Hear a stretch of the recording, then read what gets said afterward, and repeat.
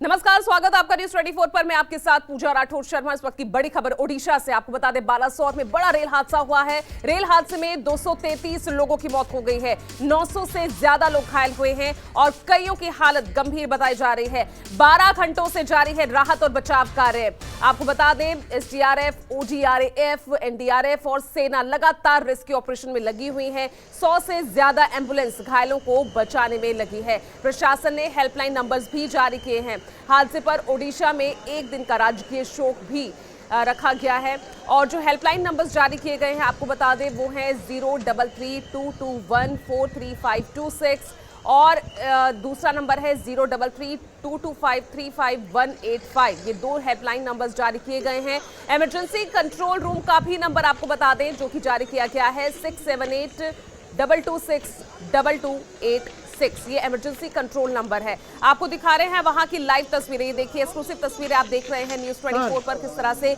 बड़ा हादसा ओडिशा के बालासोर में हुआ है, ये रेल हादसा, और 233 लोगों की मौत की खबर। बेहद जो टोल है, आप देख सकते हैं किस तरह से मृतकों का आंकड़ा कितना बड़ा सामने आया है। 233 लोगों की मौत हो गई है, 900 लोग घायल बताए जा रहे हैं और अभी भी कईयों की हालत गंभीर बनी हुई है। भीषण ये हादसा हुआ है ओडिशा के बालासोर में। 900 से ज्यादा लोग घायल बताए जा रहे हैं, 233 लोगों की मौत बताई जा रही है। हालांकि मृतकों के परिजनों के लिए मुआवजे का ऐलान राज्य सरकार और केंद्र सरकार की तरफ से किया गया है। तो कल ये हादसा हुआ है देर शाम, बड़ा हादसा। 12 घंटों से लगातार रेस्क्यू ऑपरेशन जारी है। एनडीआरएफ के जवान, इसके अलावा जो ओएडीआरएफ के जवान हैं, वो लगातार रेस्क्यू ऑपरेशन में जुटे हुए हैं। सेना भी इस रेस्क्यू में जुटी हुई है। जो फंसे हुए लोग हैं, उनको निकालने की कोशिश अभी भी जारी है। पिछले 12 घंटों से रेस्क्यू ऑपरेशन चल रहा है। तो आप अंदाजा लगा सकते हैं ये हादसा कितना भीषण था। और जो मृतकों का आंकड़ा है, आशंका है कि वो और भी बढ़ सकता है। 233 लोगों की मौत इस हादसे में। इसके अलावा जो घायलों की संख्या है वो भी 900 बताई जा रही है और इनमें से भी कईयों की हालत बेहद नाजुक बनी हुई है, बेहद गंभीर बनी हुई है। 100 से ज्यादा एम्बुलेंस लगातार मौके पर मौजूद हैं। है उड़ीसा के बालासर में और देखिए किस तरह से जो ट्रेन कोरोमंडल का हादसा हुआ था, शालीमार से ट्रेन छूटी थी और किस तरह से ट्रेन देखिए इतनी तेज गति थी। और इसमें कह सकते हैं कि देखिए जिस तरह से यात्रियों का जो डेड बॉडी है, वाकई अंदाजा लगा जा सकता है कि किस तरह से लोगों का मौत हुआ था और किस तरह से मालगाड़ी के ऊपर सामने से एक ही पटरी पे दोनों ट्रेनें चढ़ी थी। शालीमार से चूंकि ज्यादातर लोग कोलकाता से थे और कोलकाता से ट्रेन यहाँ शालीमार से खुली थी, ये कोरोमंडल एक्सप्रेस थी। बालासोर के पास जब वहां पे पहुंची है तो मालगाड़ी से सीधा टक्कर हुआ है और उसके बाद इतना बहुत बड़ा हादसा हुआ है। देखिए कि यहाँ पे घटनास्थल पे देखिए किस तरह से डेड बॉडी को यहाँ पे बकायदा लाया जा रहा है और पुलिस के जो सारे आला अधिकारी है घटनास्थल पे पहुंचे हुए हैं। जो डेड बॉडियों को यहाँ से जो हादसा हुआ है उन डेड बॉडियों को यहाँ पे लाया जा रहा है। उसके बाद चिन्हित किया जाएगा कि जो लोग हैं कहाँ के रहने वाले हैं, कौन है, उनके परिवार वालों लोगों को सूचित किया जा रहा है। लोगों की भीड़ यहाँ पे आई है और इस तरह से डेड बॉडियां हैं जो कि अंदाजा नहीं लगा जा सकता है कि जिनको चिन्हित कर पाना भी बड़ा मुश्किल है, क्योंकि हादसा इतना बड़ा था। उड़ीसा के जो मुख्यमंत्री नवीन पटनायक पहुंच रहे हैं और वहीं पे जो रेल मंत्री हैं यहाँ पे उनका पहुंचना है। फिलहाल यहाँ पे कह सकते हैं कि सुरक्षा के लिहाज से सब यहाँ पे रेस्क्यू काम चल रहा है और इस समय जितनी डेड बॉडियां हैं यहाँ पे लाया गया है और हर डेड बॉडी के परिवार वाले लोगों को जिस तरह से इनको चिन्हित करके उन्हें सौंपा जाएगा। कैमरामैन विनोद के साथ मनोज पांडे, न्यूज़ 24 उड़ीसा, बालेश्वर। और देखिए, मेरे सहयोगी मनोज पांडे लगातार हमारे साथ बने हुए हैं। मनोज, रात भर ये रेस्क्यू ऑपरेशन यहां पर चलता रहा है, अभी क्या तस्वीर सामने आई है और कितना वक्त लग सकता है और कितने लोग फंसे हो सकते हैं? मनोज जी देखिए, जो मंजर है वाकई दिल को दहला देने वाला है और जिस तरह का हादसा हुआ है, यहाँ पे मालगाड़ी जो बालेश्वर से थोड़ा सा आगे पहुंचने पे मालगाड़ी एक ट्रैक पे खड़ी थी और वहीं से कोरोमंडल एक्सप्रेस जो कि कोलकाता के शालीमार से चेन्नई जा रही थी।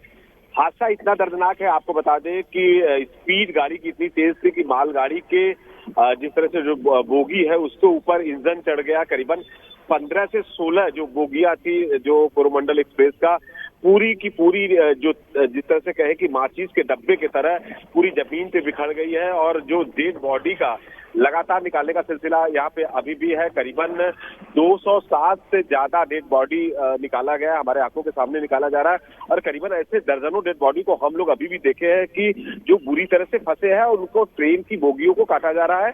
और लगातार एनडीआरएफ की टीम यहाँ पे काम कर रही है। यहाँ के लोकल जो उड़ीसा के एडमिनिस्ट्रेशन है वो काम कर रहे हैं, और कई संस्थाओं के जो लोग हैं यहाँ पे पहुंचे हैं। रेस्क्यू काम लगातार चला जा रहा है।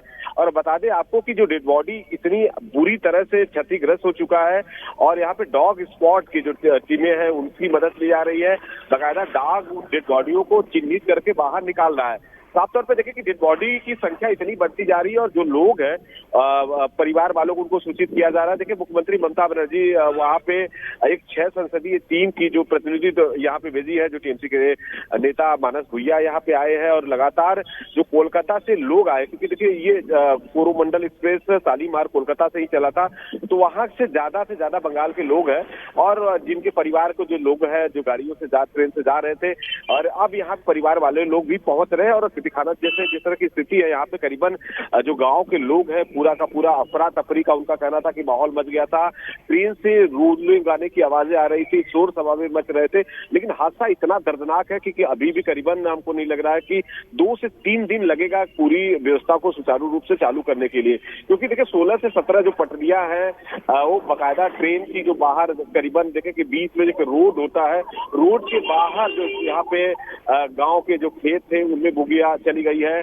और जो ट्रैक थे, ट्रैक ऐसे छितर बितर गए हैं जैसे लगता है कि गाड़ी की जो स्पीड थी, बाकायदा जिस तरह से वहां पे दोनों बोगियों में टक्कर हुआ। करीबन 15 से 16 जो बोगियां हैं बाकायदा यहाँ पे जो पूरी तरह से नष्ट हो चुकी है। तो यहाँ पे उड़ीसा के जो मुख्यमंत्री हैं नवीन पटनायक, वो भी दौरे पे आ रहे हैं। यहाँ पे जो रेल मंत्री हैं अश्विनी वैष्णव, उनका भी पहुंचने की बात है। और जिस तरह से कहे कि एनडीआरएफ और यहाँ पे उड़ीसा पुलिस के जो जवान हैं, आरपीएफ के जवान हैं, फायर ब्रिगेड के जो जवान हैं, लगातार यहाँ पे काम कर रहे हैं। और इसकी काम अभी भी चल रहा है। और जिस तरह की जो स्थिति दिख रही है, करीबन अभी भी जिस हिसाब से हम अपने आंखों से देखें, करीबन दर्जनों से ज्यादा डेड बॉडियां, किसी का हाथ दिख रहा है, किसी का सर दिख रहा है।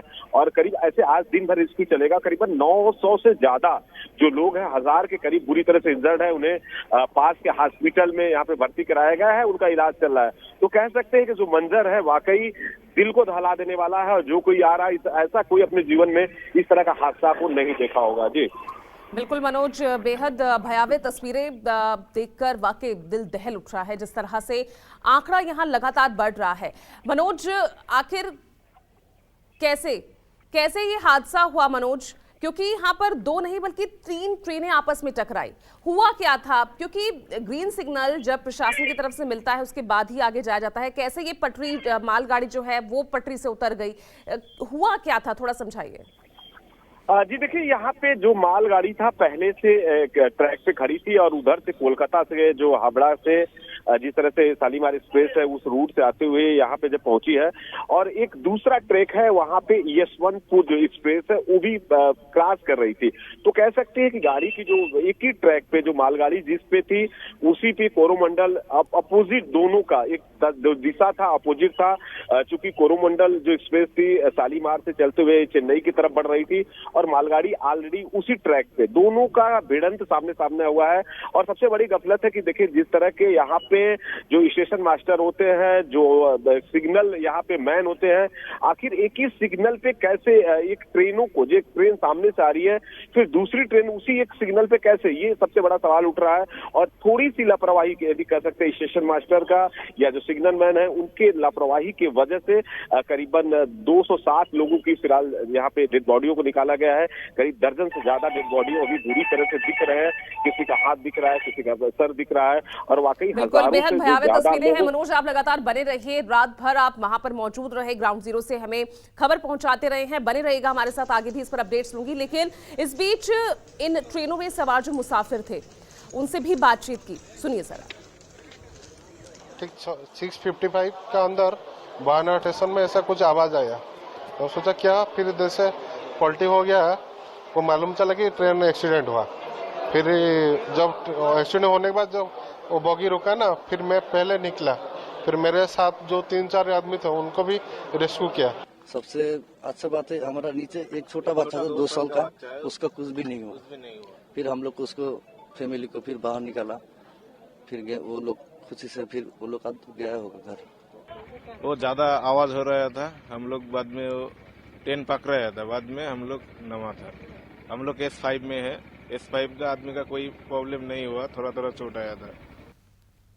तो देखिए आपने सुनी उन लोगों की जुबानी आप बीती जब वो ट्रेन में मौजूद थे, किस तरह का मंजर क्या हुआ, ये सब आप बीती वहाँ उन्हीं ट्रेन में मौजूद लोग बता रहे हैं। मेरे सहयोगी मनोज पांडे लगातार ग्राउंड जीरो से हमारे साथ बने हुए हैं। मनोज, ये तस्वीरें हम देख रहे हैं, वाकई में यहाँ पर जिस तरह से आंकड़ा बढ़ रहा है, घायलों की संख्या बढ़ रही है और उनमें भी कईयों की जो हालत है गंभीर बताई जा रही है, और आप जिस तरह से कह रहे हैं कि 2 से 3 दिन लग सकते हैं इस पूरे रेस्क्यू ऑपरेशन में, तो यहाँ तो आशंका है कि आंकड़ा और बढ़ सकता है। जी बिल्कुल, देखिए आंकड़ा लगातार बढ़ते जा रहा है और जिस तरह से करीब 207 जो डेड बॉडियां हैं, ये जो सरकारी आंकड़े हैं उस हिसाब से है, और हम लोगों ने जिस तरह से दर्जनों डेड बॉडियों को देखा है तो वाकई कह सकते हैं, और 1000 जो करीबन आंकड़ा है जो हॉस्पिटल में इलाज है, जिनका ट्रीटमेंट चल रहा है।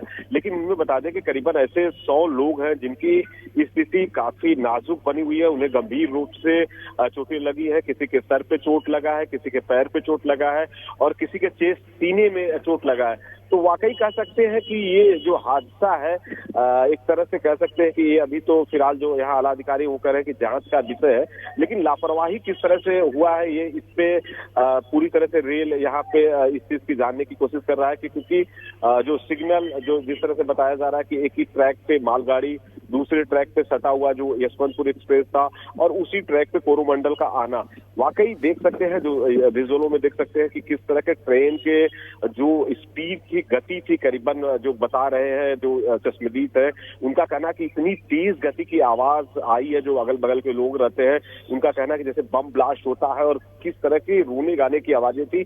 पहले वहां पे जो अगल बगल के जो लोग थे वो पहुंचे हैं, उसके बाद आरपीएफ के जवानों को सूचित किया गया है, उसके बाद एनडीआरएफ की टीम पहुंची है और सारे प्रशासनिक यहाँ पे अमला इस समय उड़ीसा का पहुंच चुका है।